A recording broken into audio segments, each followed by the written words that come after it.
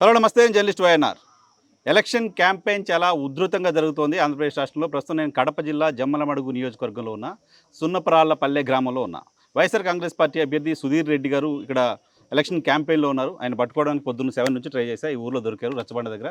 ఎంతో మాట్లాడదాం. కాన్స్టిట్యున్సీకి 5 ఏళ్ళు సిట్టింగ్ ఎమ్మెల్యేగా ఉన్నారు. ఏం చేశారు, ఇప్పుడు మళ్ళీ ఏం చెప్పి ఓట్లు అడుగుతారు, ఎందుకు ఈ నియోజకవర్గంలో ప్రజలు ఆయనకు ఓట్లు వేయాలి, ఆయనతో మాట్లాడదాం. సార్ నమస్తే. Thanks for time. ఎలా ఉంది ఎలక్షన్ క్యాంపెయిన్? బాగా ఉంది క్యాంపెయిన్.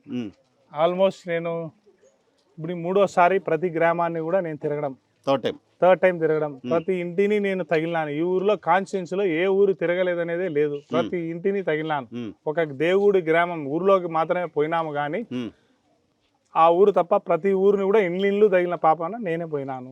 తప్పకుండా ఏ ఇంట్లో ఏ సమస్య ఉన్నదో ఒక కాలు వరకు నేను చెప్పగలుగుతాను. ప్రతి ఇంటికి సంక్షేమ పథకాలు అందించడంలో పాస్ అయినాను. ప్రతి ఇంటికి వాలంటీర్లను ఎంపికెళ్ళినాను. ప్రతి ఒక్క సంక్షేమ పథకాలు దిగినాను. ప్రతి ఊరిలో కూడా సమస్యల మీద అవగాహన ఉండే వ్యక్తిని, ప్రతి వీధిలో ఏ వీధిలో ఎవరున్నారో చెప్పగల వ్యక్తిని. గతంలో లీడర్లు ఎప్పుడు కూడా ఫ్యాక్షన్ బ్యాక్గ్రౌండ్తో ఇక్కడికి వచ్చినారు. ఇప్పుడు ఈ ఊరిలో సునపరాలపల్లె ఫర్ ఎగ్జాంపుల్ తీసుకుంటే వీళ్ళకి ఎప్పుడో 2008లో పట్టాలు, 2013లో పట్టాలు 2 సార్లు ఇచ్చినారు. ఒకసారి 2 ఎకరా పట్టాలు ఇచ్చినారు, ఒకసారి ఎకరా పట్టాలు ఇచ్చినారు. ఆ ఎకరా పట్టాల భూమి ఎక్కడుందో కూడా వీళ్ళకి తెలియదు. చాలా మందికి అంటే 70% మందికి భూమి ఎక్కడ ఉండేది కూడా తెలియదు. అట్లాంటి వాళ్ళకు కూడా తెలిపి వీళ్ళకు డబ్బులు ఇప్పించడంలో నేను పాస్ అయిన 7.5 లక్ష ఎకరాకి ఇప్పించినాను. తర్వాత ఎకరా భూములు ఉండే వాళ్ళకు వీళ్ళకి కనీసం పాస్బుక్ కానీ ఏమే కానీ లేదు. పాస్బుక్ ఏమైనా ఉంటే కన్నా ఆ పాస్బుక్కి డబ్బులు ఇప్పించామనుకుంటే ఆ పాస్బుక్లు కూడా ఇప్పుడుండే నాయకులు ఎవరో కానీ ఆ రోజు ఉండే నాయకులు వీళ్ళ పాస్బుక్ కూడా పట్టా ఇచ్చినా పాస్బుక్ ఇవ్వాలి కదా. డీకేటీ పట్టా ఇవ్వలేదు, డీకేటీ పాస్బుక్ కూడా ఏది ఇవ్వలేదు. ఈయనపోయినా కూడా మేము 3,75,000 రూపాయలు ప్రతి ఒక్కరికి కట్టించినాం. ఎందుకు? ఈ ప్రాంతము అభివృద్ధి కావాలి, స్టీల్ ప్లాంట్ ఈ ప్రాంతంలో రావాలి. ఈ ప్లాంట్లో స్టీల్ ప్లాంట్ దగ్గర 3,400 ఎకరాల భూమి ఉంది. ఆ భూమి కానీ ఇక్కడ స్టీల్ ప్లాంట్ వస్తే సునపరాలపల్లె, పెద్దదొల్లూరు గ్రామాలు అభివృద్ధిలోకి వస్తాయి. కంపల్సరీ ఈ గ్రామాలు 2019 డిసెంబర్ 23వ తేదీ ఈడ శంకుస్థాపన జరగడం జరిగింది. జరిగిన తర్వాత 2020 మార్చ్ కల్లా కోవిడ్ వచ్చింది. 2 ఏళ్ళు కోవిడ్ వచ్చిన కారణంతో అన్ని పనులు అయిపోయినాయి. మీరు కూడా ఒక మేధావులు, ఒక విలేకరులు, ఒక ప్రెస్ అన్ని ప్రపంచమే నిలబడిపోయింది. 2 ఏళ్ళు. ఏ ఆర్థిక వ్యవస్థ అనేది అన్ని నిలబడిపోయినాయి. అలాంటి నిలబడిపోయిన సమయంలో ఏ ఇన్వెస్టర్ ఇక్కడికి వస్తాడు? ఎవరు డబ్బు పెట్టేవాళ్ళు? కొత్తగా ఒక అంగడి కిల్లి కొట్టు పెట్టాలనే భయపడినారు, టీ అంగడి పెట్టాలనే భయపడినారు. అంత ఆర్థిక సంక్షేమంలోకి పోయినది ప్రపంచం. మన దేశమే, మన రాష్ట్రం కాదు, ప్రపంచమే పోయింది. అటువంటి పరిస్థితుల్లో ఏ ఇండస్ట్రీ వాడు ఇక్కడికి వస్తాడు? 2023 నాటికి ఈడ మళ్ళీ జందాల వారిని జగనన్న వాళ్ళకి ఎట్నో ఒప్పించి వాళ్ళని ఒక ప్లాంట్ ఈడ పెట్టాలి, వాళ్ళకి ఈడ ప్లాంట్ పెడితే ఇక్కడ ఉండే వాళ్ళ నాన్న కళ నెరవేరుతాదని ఇక్కడే మళ్ళీ తెచ్చి వాళ్ళతో అన్ని మాట్లాడి ఇక్కడ వచ్చి మళ్ళీ భూమి పూజ చేసి మళ్ళీ జరిగింది. జరిగినాక వాళ్ళ పేపర్ వర్క్ అన్ని జరగాలి. ఇప్పుడు ఏంటి మీరు టార్గెట్ పెట్టుకున్నారు? ఇప్పుడు ఎలక్షన్లు అయిపోతానే 100% దాన్ని 2026 నాటికి production first phase production on record చెప్తున్నారు మీరు. ఆన్ రికార్డ్ 2026 పూర్తి చేస్తారు. 2026 పూర్తి చేసి దాని తరపున ఉద్యోగ అవకాశాలు దగ్గర 2,000 మందికి పరోక్షంగా కానీ కాంట్రాక్ట్ లేబర్ కానీ ఏదైనా దీని మీద ఆధారపడిన వాళ్ళు కానీ ఉద్యోగ ఉపాధి కల్పించాలి. జమ్మలమడుగు తాలూకాలో మెరుగైన పనులు చేయాలనే ఉద్దేశంతో ఈరోజు ఇంత కష్టపడతారు.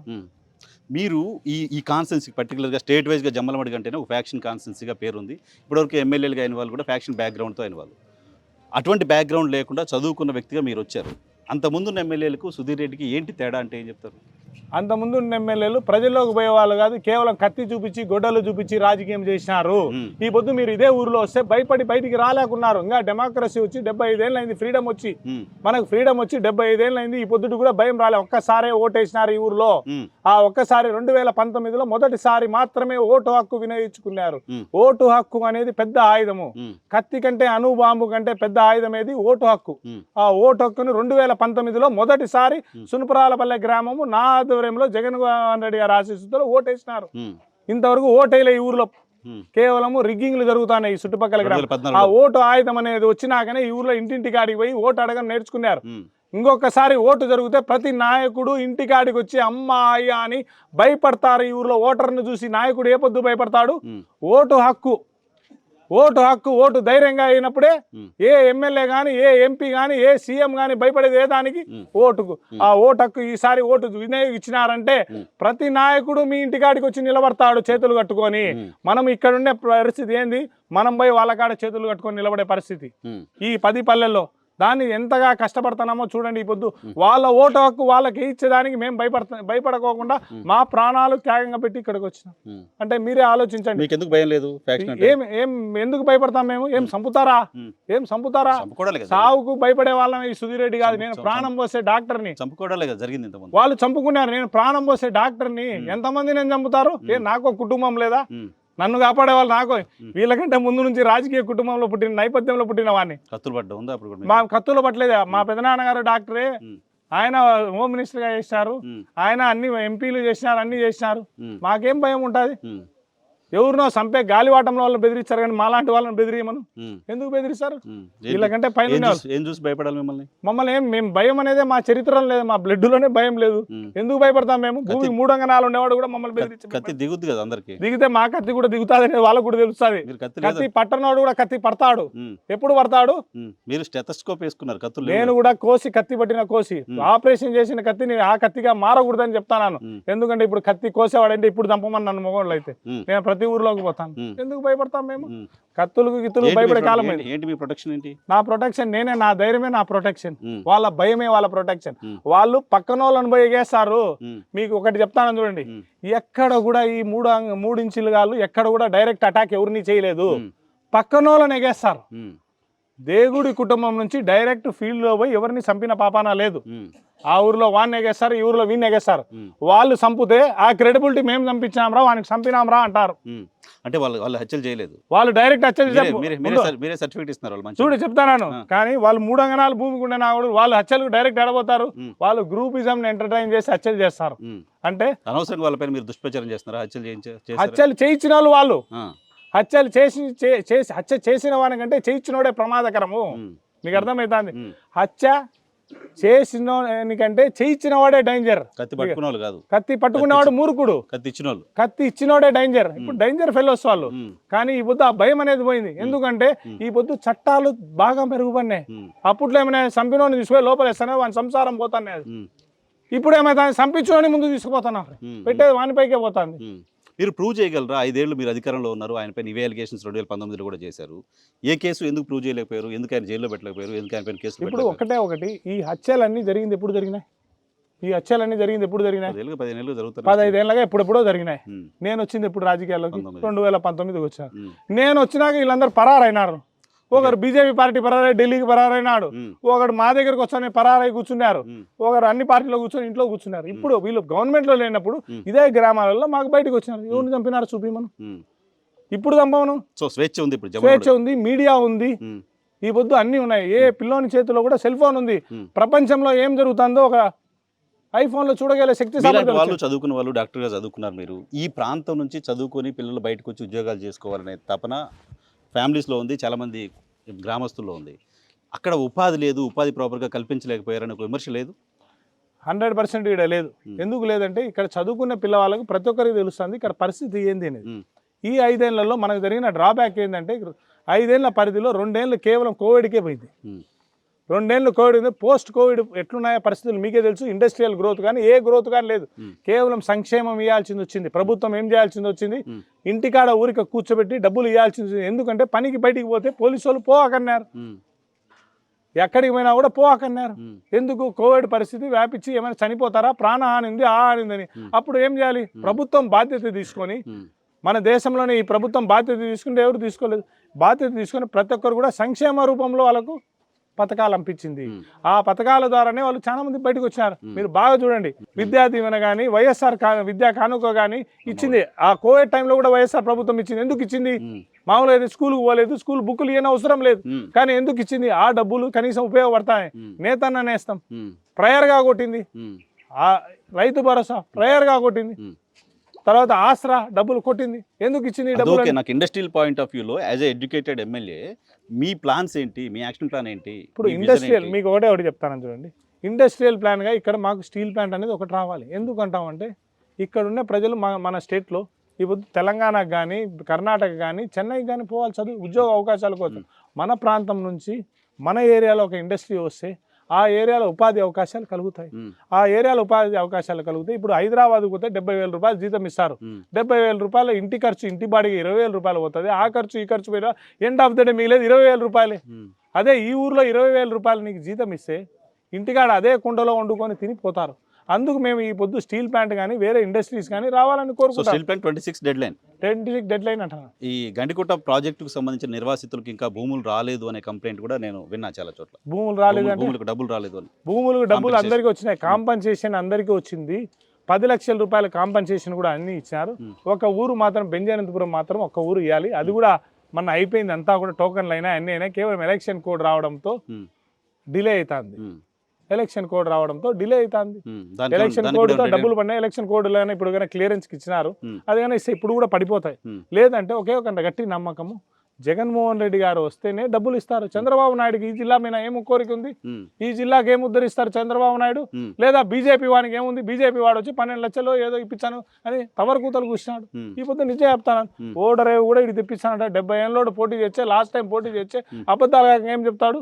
బీజేపీకి ఈడికి ఏమైనా సంబంధం ఉందా? ఓకే వదిలేస్తాం. ఇప్పుడు ఎవరు పవర్లో ఉన్నారు? లాస్ట్ గవర్నమెంట్ ఎవరు పవర్లో ఉన్నారు? ఆ పొద్దు ఆదినాటి కానీ రాలేదు ఈ మాటలన్నీ. ఆ పొద్దు తొంగి చూసినాడు అవన్నీ. ఇప్పుడు చెప్తే వింటారా? ఈయన కనీసం అమిత్ షానైనా గెలవగలుగుతాడా? ఈయన ఏమైనా మోడీని ఏమైనా గెలవగలుగుతాడా?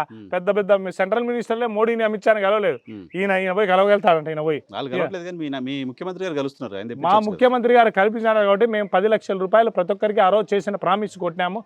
ఆఫ్టర్ ఎలక్షన్స్ మేము 3 లక్షల రూపాయలు ఇప్పిస్తాం. 3,25,000 రూపాయలు ఇప్పిస్తామని చెప్పినాం. నమ్ముతున్నారా మీరు? 26కి స్టీల్ ప్లాంట్ పూర్తి అవుద్దంటే మాట్లాడతారా? ఎవరైనా నమ్ముతున్నారా? ఎందుకు నమ్మరు? నమ్మకం ఉందా? Okay okay right. Jaganmohan Reddy గారి గురించి మాట్లాడదాం. జగన్మోహన్ రెడ్డి గారి గురించి మీరు ఆల్మోస్ట్ అన్ని విలేజ్లు తిరిగారు 3 సార్లు అని చెప్తున్నారు. ఏంటి జగన్మోహన్ రెడ్డి గారి గురించి ప్రజలు చెప్తున్న మాట? ఒక నమ్మకం. జగన్ అన్న అంటే ఒక నమ్మకం కుదిరింది. చంద్రబాబు నాయుడు అంటే ఒక మోసం అని కుదిరింది. జగన్ అన్న నమ్మకం ఎందుకు కుదిరింది? ఆయన చెప్పిన 9 నవరత్నాలు సంక్షేమ పథకాలు ప్రజలకు చేరినాయి. ప్రజలకు డోర్ స్టెప్కు చేర్చినాడు. చెప్పినట్టు విధంగానే పింఛన్ నుంచి మొదలు పెడితే ఎండ్ ఆఫ్ ద డే చేయూత కానీ, విద్యా దీవెన కానీ, వసతి దీవెన కానీ, డాక్రా లెక్క కానీ ప్రతి ఒక్కటి డోర్ స్టెప్ వరకు చేర్చినాడు. ఆల్ సెక్షన్స్కి చేర్చినాడు. కానీ చంద్రబాబు నాయుడు చెప్పిన హామీ ఒక్కటే నిలబెడిచినాడా? డాక్రా మాఫీ అన్నాడు కాలే. రైతు మాఫీ అన్నాడు కాలే. ఉద్యోగ భృతి అన్నాడు కాలే. ఏ భృతైనా ఏమైనా ఏది కాలే. నమ్మకం. చంద్రబాబు నాయుడుకు జగన్మోహన్ రెడ్డిని ఇద్దరు నిలబెడితే నమ్మకం ఇచ్చిన కొడుకు జగన్మోహన్ రెడ్డి అయితే నమ్మలేని కొడుకు ఎవరంటే దొంగ కొడుకు ఎవరంటే చంద్రబాబు నాయుడు. ప్రజల్లో ఒకటి మాట చెప్పినాక మాట పైన నిలబడిన లీడర్నే నమ్ముతారు. నమ్మకం కుదిరింది. ఆయన చెప్పిన సంక్షేమ పథకాలు ప్రతి ఇంటికి కూడా వచ్చినాయి. ఆయన ఒకే ఒక మాట చెప్తాడు, నీ కుటుంబానికి మేలు జరగకపోతే నాకు ఓటెయ్యాకు. ఏ సీఎం కూడా ధైర్యంగా చెప్పడు ఇంత బాగా. ఈ పొద్దు ఇక్కడ సుధీర్ రెడ్డి నిలబడిన నన్ను చూసి ఓటు కాదు, జగన్మోహన్ రెడ్డి గారు చేసిన సంక్షేమ పథకాలని ఇంటి వరకు చేరినాయా. కేవలం ఒక పోస్ట్ మ్యాన్ గా మనం ఎమ్మెల్యేలందరూ కూడా గవర్నెన్స్ గా దాన్ని నీట్ గా ఆర్గనైజ్ చేసి ఇచ్చారు ఆయన పెట్టిన పథకాలను. సో మాకు తెలుసు 100% హ్యాపీగా ఉన్నారు. ప్రతి ఒక్కటి కూడా అంటే చెప్తున్నారు సార్, జనాలు మాట్లాడుతున్నారు, 100% మాట్లాడుతున్నారు. ఓటర్లు రెడీగా ఉన్నారు, ఓటేస్తే దానికి సిద్ధంగా ఉన్నారు. చంద్రబాబు నాయుడుకి ఇంత సిద్ధంగా ఉన్నారో లేదో మీకే తెలుసు. సో ఓటర్లకి జగన్మోహన్ రెడ్డి పైన నమ్మకం ఉంది మీరు చెప్తున్న మాట మొత్తం జరిగిన తర్వాత. జగన్మోహన్ రెడ్డి గారికి మీ మీద ఎందుకు నమ్మకం ఉంది? సుధీర్ రెడ్డి కష్టపడి కాన్షియన్స్లో ఉండి ప్రతి వానికి ఏమి జరిగినాడో దగ్గరికి పోయి తిరుగుతాడు. ఒక లీడర్ అనేవాడు ఎవరు? ఒక భరోసా ఇచ్చేవాడు ఒక లీడర్. ఒక లీడర్ అనేవాడు ఇదే ఊరికి నేను కన్నా లేకపోతే ఓటింగ్ వేసే భరోసా ఎవడు ఇచ్చాడో చెప్పమను. ఇదే సునపరాలపల్లెలో సుధీర్ రెడ్డి అనేవాడు లేకపోతే ఇంటికాడికి వచ్చి ఓటు అడిగేవాడు ఎవరో నేను బల్ల గుర్తి చెప్తాను. సుధీర్ రెడ్డి అనేవాడు లేకపోతే ఇంటికాడికి వచ్చి ఓటు అడిగిన పాపానే ఇక్కడ పోలే. అవునా? సుధీర్ రెడ్డి మీరు పోయి ఎంక్వైరీ చేయండి. సునపరాలపల్లెలో ఎన్నిసార్లు ఓట్లు వేసినారని. ఒకేసారి వేసినారు ఎమ్మెల్యేకి, ఒక్కసారి ఎంపీటీసీకి వేసినారు. సుధీర్ రెడ్డి అనేవాడు లేకపోతే ఇక్కడ ఓటు ఎన్నిసార్లు అడగమనండి. ఇక్కడ కూర్చునే గ్రామం నేనొద్దు, నేను లేకోకుండా పోయి ప్రజల్ని అడగండి. ఇక్కడ చుట్టుకారంపల్లెలో ఓటింగ్ జరగలేదు. అందుకు జగన్మోహన్ రెడ్డి గారు ఒక నమ్మకం పెట్టినారు, ప్రజలకు ఒక భరోసాగా నిలబడతాడు, ప్రజలకు ఒక అండగా నిలబడతాడని. ఈ 5 నెలలు ఎక్కడైనా గొడవలు జరిగినా ఏం జరిగినాయి? ఏమి జరగలే. గతంలో రామసుబ్బారెడ్డి గారు ఆదినాడు నిలబడినప్పుడు ఎప్పుడు గొడవలే ఉన్నాయి. ఈ ఊర్లో స్టాంపింగ్లో ఉన్నాయి, కనీసం పోలింగ్ కూడా జరపలే. ఈ పొద్దు ప్రతి గ్రామంలో స్వాతంత్రం వచ్చినాక ఓటింగ్ జరుగుతుంది. సో జగన్మోహన్ రెడ్డి గారు కోరుకున్నట్లుగా జమ్మలమడుగుని ప్రశాంతంగా ఉంచాడు సుధీర్ రెడ్డి, అంతేనా? దానికోసమే నమ్ముతున్నారా? ఇంకా అసంతృప్తి ఏం లేదా ఇక్కడ? లేదు, నాకు ఎక్స్ప్రెషన్స్ కాదు, వాయిస్ కావాలి. లేదు లేదు లేదు లేదు. సో జమ్మలమడుగులో గెలిచి తీరుతాం గ్యారంటీగా అనేది భారతీయ జనతా పార్టీ నమ్మకం ఈరోజు. రేపు 13వ తేదీ తర్వాత ఎలక్షన్స్ అయితే కౌంటింగ్ జరుగుతుంది కదా. గతంలో కూడా ఇట్టనే అన్నారు, సుధీర్ రెడ్డి గెలుస్తాడా, సుధీర్ రెడ్డికి ఉంటుందని. 50,000తో గెలిచినాను కదా, ఈసారి కూడా ఖచ్చితంగా చెప్తాను. ఒక్కటే ఒకటి, ఏం చూసి ఆదినాటి కొట్టేస్తారు. 5 ఏళ్లలో ఏ పొద్దున ప్రజలపైన పోరాటం ఏమైనా చేసినాడా? ప్రతిపక్షంలో ఉండి ఏ పొద్దు 5 ఏళ్ళు ఉన్నాడో? కాన్స్టిట్యూన్సీ రమ్మని రికార్డు తీస్తాం. ఏ ప్రోగ్రామ్ లో పార్టిసిపేట్ చేసినా రమ్మని రికార్డు తీస్తాం. ఏ ధర్నాలో పార్టిసిపేట్ చేసినా రమ్మని రికార్డు తీస్తాం. 5 ఏళ్ళు పవర్ లో లేడుగా, ఒక్క రోజైనా కాన్స్టిట్యూన్సీలో ఏ సమస్య గురించి పోరాటం చేసినాడా? కేవలం క్లబ్బులలో కూర్చొని ప్యాకెట్ ఆడినాడు. ఏ పొద్దున ఉన్నాడు? కమాన్, ఛాలెంజ్ చేస్తాం. మీ రికార్డ్స్, ఆన్ రికార్డ్స్, మీ ప్రెస్ లో అన్ని రికార్డ్స్ తీయండి, ఇంక్లూడింగ్ ఏబిఎన్, ఈటీవీ తీయండి. ఎక్కడైనా ఆయన గురించి ఏమైనా ధర్నా చేసినట్టుందా? మీడియాలో చెప్తాను. ఎక్కడైనా చేసినాడా? ఏ ఊరికైనా పోయి నీ సమస్య ఏమైనా అడిగినాడా? కనీసం ఈ పల్లెల్లోకి ఒకసారైనా వచ్చినాడా? రాలే, ఈ పల్లెల్లోకి రాలే. ఎట్లా చేస్తారు ఓటు? 5 ఏళ్ళు ఆపొద్దు పోయి ఈ పొద్దు వచ్చి కనీసం వాళ్ళ చిన్న ఆయన కొడుకు, సొంతం అన్న కొడుకు క్యాన్వాస్ తిరిగి పాపం ఏదో తన తెలుగుదేశం సైడ్ పోయి తిరిగితే వాని గొంతు కూడా కోసినాడు. ఎంపీగా చేసినాడు. ఆయన ఎమ్మెల్యే పోటీ చేయాలనుకుంటున్నాడు, ఎంపీకి చేయాలనుకుంటున్నాడు. ఎవరికి పో, ఈడ వైఎస్ఆర్ అంటే ఆయన గొంతు అంత కరాతకుడు, అంత కీచ కరాతకుడు అంటానా నేను. ఆదినాయుడు ఎవరినైనా నాశనం చేస్తాడు. మాట్లాడుకున్నారో మాట్లాడుకోలేదో ఇక్కడ ప్రజలకు తెలుస్తుంది. ఇక్కడ ప్రజలకు తెలుసు ఆయన ఎంత అరాచకుడు అనేది ఇక్కడ తెలుస్తుంది. లేదా వాళ్ళ మనసులో ఏం బాధ ఉంటుందో వాళ్ళకి తెలుస్తుంది. మీరు ఏంటి డాక్టర్గా ఉన్నారు, సాఫ్ట్గా కనపడుతున్నారు, చాలా సాఫ్ట్గా, కానీ 3 అడుగులు ఇంకేదో పెద్ద పెద్ద కామెంట్స్ చేస్తున్నారు. మాట నేలకు కాదు, నేలకు అద్దు లేదు. నేలకు ఎంతైనా మాట్లాడే కండబలం కాదు, నేలక బలం ఉంది. అది ఉన్నప్పుడు ఆటోమేటిక్ గా మాట్లాడతాం. ఎందుకు భయపడతాం? నాలుగు బలమేనా? నేలకు బలం ఉంది కాబట్టి. ఇంకా వెనకాల ఏం బలం ఉందో ఆయనకే తెలుస్తాను, నాకేం చెప్తాను? ఆయన చూడాలి కదా నన్ను. అంతు చూస్తానంటాడా? మీడియాలోనే చెప్తాను డైరెక్ట్, నా అంతు చూస్తాను, నువ్వుకోవచ్చా, నన్ను నరుకుతానని. నరికింది లేదు, కోసింది లేదు. కనీసం నా ముందర నిలబడరానైనా అంటే నిలబడ్డంలే ఆదినాయుడు. రమ్మనండి అంటారా? ఏమో నాకు అర్థం కావడంలే. సుధీర్ రెడ్డితో నేను చాలా సీనియర్ అనుకుంటున్నాడా, లేకపోతే భయపడుతున్నాడా? అది ఏ విధంగా ఆయన తీసుకుంటాడు? మీరేమనుకుంటున్నారు? నేను నా ముందరికి రాలేకపోతున్నాడు, నా ముందర జవాబు చెప్పలేకపోతున్నాడు అనుకుంటాను. ఆయన చేసింది ఏం లేదు కాబట్టి సమాధానం చెప్పలేకపోతే. ఏం చేశాడు? మంత్రిగా చాలా డెవలప్మెంట్ చేశారు జిల్లా గురించి అని మాట్లాడుతున్నారు. ఆయన మంత్రిగా డెవలప్ చేసినప్పుడు ఎప్పుడు మంత్రి అయినాడు? 2017లో మంత్రి అయినాడు. 2017 నుంచి 19 వరకు మంత్రిగా ఉన్నాడు. పోటీ చేశాడు. మంత్రిగానే పోటీ చేశాడు. ఎన్ని డెవలప్మెంట్లు చేసినాడు? నేను బిఫోర్ మంత్రి వద్దు, తెలుగుదేశం పోయినాడు, మంత్రి అయినాడు. ఎన్ని రోడ్లు భూమి పూజ చేసినాడు? ఎన్ని రోజులు ఎన్ని డ్యాములు కట్టించాడు? 2.5 సంవత్సరం కదా, గుడ్ పీరియడే కదా. నాకు కూడా 2.5 సంవత్సరం దిక్కింది వాస్తవానికి. కరోనా తీసేస్తే ఏది ఏ డెవలప్ చేసినాడు? 2.5 years కంఫర్టబుల్ టైం. ఒక మంత్రిగా అది తెలుగుదేశంలో ఇండివిజువల్ ఇన్ఛార్జ్ మంత్రి కడప జిల్లా. ఏది డెవలప్ చేసింది? ఏది డెవలప్ చేసింది? సో భారతీయ జనతా పార్టీ వాళ్ళతో పోటీ చేయడం ఆదినారాయణ రెడ్డికి మైనసా? ఏ పార్టీ తరఫున పోటీ చేసినా నేను చెప్తాను చూడి. ఇప్పుడు తెలుగుదేశం కలిసా, ఆయన జనసేన కలిసా, ఈయన కలిసా, ముగ్గురు కలిసినారు కదా. ముగ్గురు రమ్మని పిలుస్తున్నాం కదా, రమ్మనంట. ఏడ పోటీ తెచ్చి ఏముంది? యుద్ధానికి రెడీ అయినా. ఏదో బాగా సెల్ఫ్ కాన్ఫిడెన్స్ టాబ్లెట్లు ఇచ్చినట్టున్నాడు జగన్మోహన్ రెడ్డి గారు. సెల్ఫ్ కాన్ఫిడెన్స్ గా నాకు ఒక నమ్మకం ఉంది ప్రజల పైన. ఇప్పుడు ఇదే ఊర్లో చెప్తాను, బయటికి రాకపోయినా కూడా ఓటు నాకేస్తారు. ఎందుకు ఆ నమ్మకం ఉంది? సుధీర్ రెడ్డి పని చేస్తాడు, మాట చెప్తే మాట పైన తిరిగి చేస్తాడు. నేను మాట పైన చేస్తాను, నాకు నమ్మకం ఉంది. ఎందుకు? నేను ఇదే ఊరికి వస్తాను. నేను ఒకే ఒక మాట అందరూ అంటాను, రాళ్ళు వేసినా నా పైన వేయండి, పూలు వేసినా నా పైన వేయండి. తప్పు చేస్తే రాళ్ళు వేసి దండించండి, న్యాయం చేస్తే పూలు వేసి దండ వేయండి. 2 దానిలాగా నేను వచ్చి నిలబడతాను. తప్పు చేసింటే ఈ ఊరిలోకి నేను రాగలుగుతానా? 100% ఎవరు 100కి 100 మార్కులు ఎంత మేధావి కూడా తెచ్చుకోలేడు. 90 మార్కులు తెచ్చుకునే పాస్. ఇదే ఊర్లో 90 మార్కులు నేను తెచ్చుకున్నాను. 10% రెడీ వస్తాయి, చూస్తాం. ఛాలెంజ్ చేస్తాను. ఈ ఊర్లో ఈ రోజు నేను తిరిగినాను. ఈ ఊర్లో నా పైన నమ్మకం ఉంటే ప్రతి ఒక్కడు కూడా నేను చేసింటే నాకు ఓటేస్తాడు. ఎందుకంటే 40 ఏళ్లలో వాళ్ళు చేయలేని పనులు నేను చేస్తా వచ్చిన, తప్పకుండా వేస్తాను. ఓకే, అవినాష్ రెడ్డి గారు మీ ఎంపీ క్యాండిడేట్ ఏంటి? ఆయనతో మీ రిలేషన్ ఏంటి? ఇక్కడ షర్మిల గారు కూడా ఎంపీగా పోటీ చేస్తున్నారు, ఏమైనా డ్యామేజ్ ఉంటుందా? ఇప్పుడు ఒకటే ఒకటి చెప్తాను చూడండి, ఆదినారాయణ ఎంతనో షర్మిల గారు కూడా అంతే. ప్రజల్లోకి రావాలి, ప్రజల్లోకి వచ్చి వాళ్ళ కష్టాలు తెలుసుకోవాలి. ఎప్పుడుకో పున్నానికి అమావాస్యకు కూడా రాని షర్మిలమ్మ గురించి మనం మాట్లాడడం అవసరం. వచ్చింది మొన్న కదా, మొదలుపెట్టింది. నా స్థాయి కాదు ఆమెను మాట్లాడకూడదు. వాళ్ళు ఏదో ఆమె ఏదో కోపం, ఎవరిపైన కోపంతో వచ్చి ఇక్కడ మాట్లాడుతుంది. ప్రజలకు ఏమైనా చేసి ఉండాలి. నేను ఎలా రాజకీయాల్లోకి వచ్చినాను? ఒక వైద్యునిగా దాదాపు 10 ఏళ్ళ గవర్నమెంట్ హాస్పిటల్, నేను ప్రైవేట్ హాస్పిటల్లో డబ్బు తీసుకొని పని చేయలేదు. గవర్నమెంట్ హాస్పిటల్లో వైద్యునిగా పనిచేసి మంచి పేరు తెచ్చుకొని ఒక ప్రాంత ప్రజలకు మంచి పేరు తెచ్చుకొని రాజకీయాల్లోకి వచ్చాను. ఏమి సుధీర్ రెడ్డి క్రెడిబిలిటీ అంటే కుటుంబ క్రెడిబిలిటీ కాదు, కుటుంబం క్రెడిబిలిటీ ఉంది. మైసూరారెడ్డి గారి కుటుంబము వాళ్ళ వారసునిగా వచ్చినాను, ఆయన పెద్ద ఆయన బాగానే కానీ నాకంటూ క్రెడిబిలిటీ ఏంటి? ఒక డాక్టర్గా ప్రూవ్డ్ చేసుకున్నాను. నేను 10 మందికి సేవ చేసినాను. నెక్స్ట్ స్టెప్ జగన్మోహన్ అన్న నన్ను ఉండి రాజకీయాల్లోకి రా, వైద్యునిగా నువ్వు మంచి పేరు తెచ్చుకున్నా, మంచి పేరు ఉంది, కనీసం కనెక్ట్ అయినా ప్రజలు. కానీ శర్మిలమ్మ ఏం తెలంగాణలో కూతురు, ఒక రాజశేఖర రెడ్డి గారు సరిపోదా? నేను ఒక్కటే ఒకటి చెప్తాను, రాజశేఖర రెడ్డి గారి కూతురు, ఇందిరాగాంధీ కొడుకు, ఈ కాదు రాజకీయానికి కావచ్చు. అవినాష్ రెడ్డి గారు ప్రజల్లో ఎన్ని రోజులు తిరిగినారు? అవినాష్ రెడ్డి గారు ప్రజలకు ఏం భరోసా ఇచ్చినారు? అవినాష్ రెడ్డి గారు ప్రజలకు ఎంత దగ్గర అయినారు? అది ఇంపార్టెంట్. అది కంపేర్ చేస్తారు. ప్రజలు ఎవరిని చూస్తారు? పని చేసేవాడిని చూస్తారు. పని చేయని ఓటేస్తారా? అదే కంపేర్. మనం ఎక్కువ వాళ్ళ గురించి మాట్లాడేది కాదు. సో అవినాష్ రెడ్డి గారి గురించి చెప్పండి. అవినాష్ రెడ్డి గారితో మీ రిలేషన్ ఏంటి? యాజ్ ఎంపీ ఎమ్మెల్యే ఇప్పుడు వరకు మా ఇద్దరు relations very close relation, very understanding relations.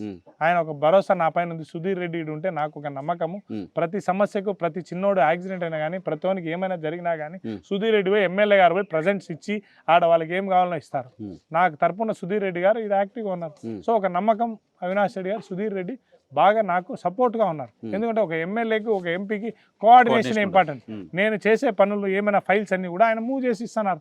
ఆయన పైన లెవెల్ చూస్తున్నా, నేను కింద లెవెల్ చూస్తున్నా. నేను కార్యకర్తకి ఏం కావాలో, కార్యకర్త ఇబ్బంది పడితే నేను పోగలుగుతాను. ఆ ఫైల్ని తీసుకుపోయి ఆయనకి ఇస్తే ఆయన పై లెవెల్లో ఆయన చేసిస్తున్నారు. It is a team work. So Avinash Reddy గారి పైన ఇటీవల కొంతమంది చేస్తున్న అలిగేషన్స్ ని సుధీర్ రెడ్డి ఏ రకంగా చూస్తారు? అయ్యా అన్ని అబద్ధాలు, ఎందుకు మనం దాని గురించి మాట్లాడాలి? మళ్ళీ అబద్ధాలను నిజంగా మనం మాట్లాడాల్సిన అవసరం లేదు. అబద్ధాలు అబద్ధాలుగానే ఉంటాయి.